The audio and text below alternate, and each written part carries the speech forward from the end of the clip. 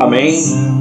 Que Deus possa abençoar a sua vida grandemente. Você que vai estar ouvindo essa palavra, espero que seja de encorajamento para a sua vida. Que Deus possa falar poderosamente através dessa palavra ao seu coração. Estava meditando na palavra de Deus, naquela parte de Sodoma e Gomorra, onde eu encontro aqui um pedido de Abraão a Deus.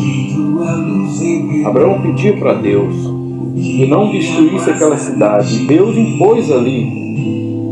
Deus disse que não destruiria aquela cidade se tivesse pelo menos 10 justos naquela cidade. Deus disse: não destruirei. Então veja que foi pedindo uma quantidade e foi baixando. 50 não tem, creio que 40 não tem, 30, 20, 10. E não tinha.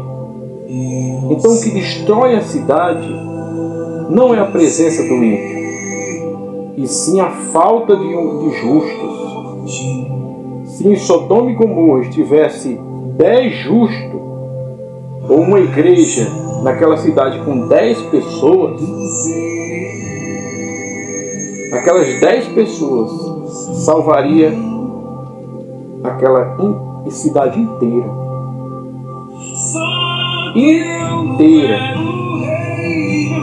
Porque só pode fazer a diferença quem é ressuscitado em Cristo. Jesus, ele ressuscitado, foi no inferno, e as portas do Hades não teve poder, não prevaleceu contra ele. Por isso que nós devemos andar dentro de nós como um Cristo ressuscitado. Porque o Espírito Santo está em nós.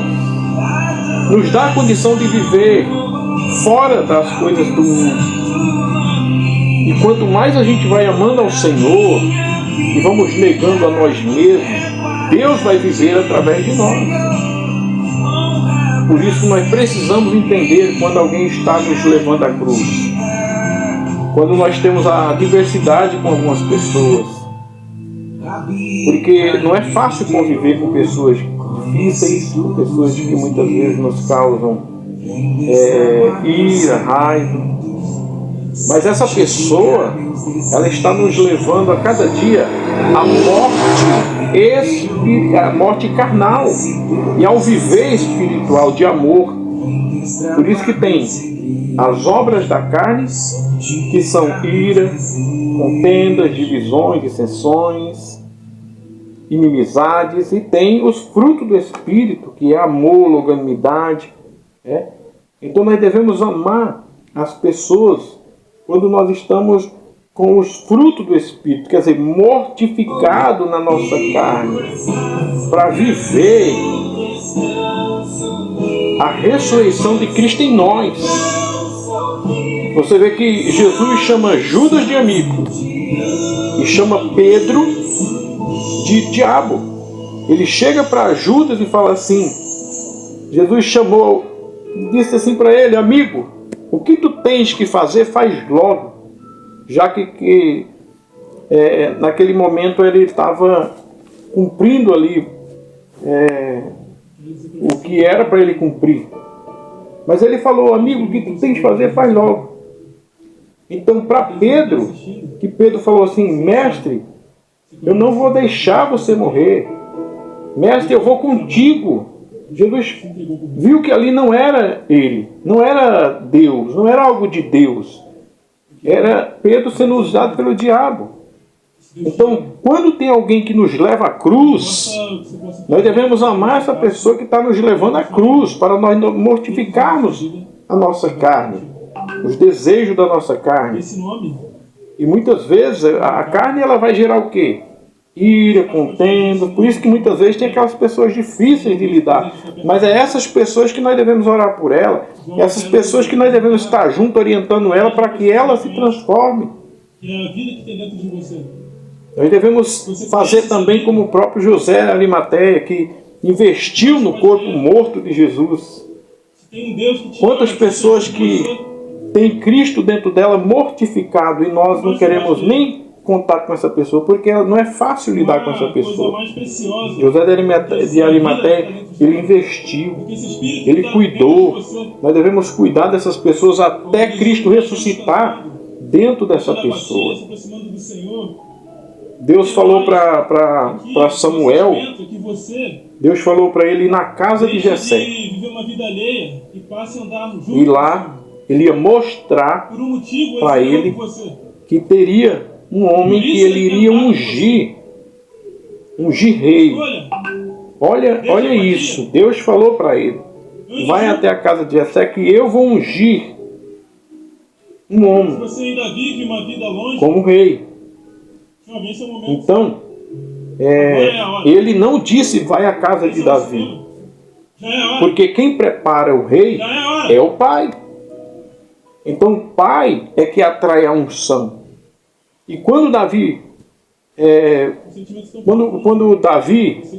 ele mata o gigante e ele mostra ali que ele matou, trouxe a espada de Golias, trouxe a cabeça de Golias e mostra para Saul. Saul pergunta: quem é o pai desse menino? Por que ele não perguntou a Davi: quem é você? Ele perguntou para Abner: quem é o pai deste menino? E Abner não sabia quem era o pai. Por isso Davi não podia matar com a espada de Saul, porque Saul ele atravessava para o lado dos filisteus para afiar as suas espadas.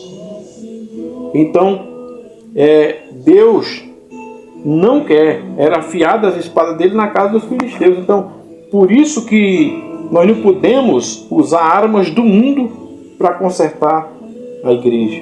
Deus quer usar o que é nosso, algo natural. Por isso que Davi pegou as pedras que estavam no ribeiro, porque não tinha influência humana, era tudo natural. Deus quer, quando Deus mandou o Salvador do mundo, mandou para ser gerado sobre Maria, ele falou: Maria, vou te dar um filho.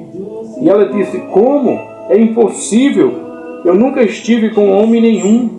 Mas Deus diz: descerá sobre ti o Espírito Santo, porque o que eu estou gerando para o céu não é de influência humana, de nada que vem da terra. Então só Deus pode dar para mim e para você algo que vem dele, quando nós entendemos todo o processo. Então eu tenho que me preparar, eu tenho que estar pronto para poder ser gerado em mim tudo aquilo que Deus tem de planos. Nós temos que ter o testemunho do Senhor aqui na terra. Assim como Saul foi ungido porque o povo pediu, nós não podemos agir dessa maneira. O que as pessoas querem que nós venhamos fazer, nós devemos fazer. Não é o povo, mas sim aquele que Deus escolheu para nós, é que nós devemos ouvir. Então nós devemos ouvir a Cristo, nós devemos ouvir a palavra de Deus e as orientações que vêm da palavra.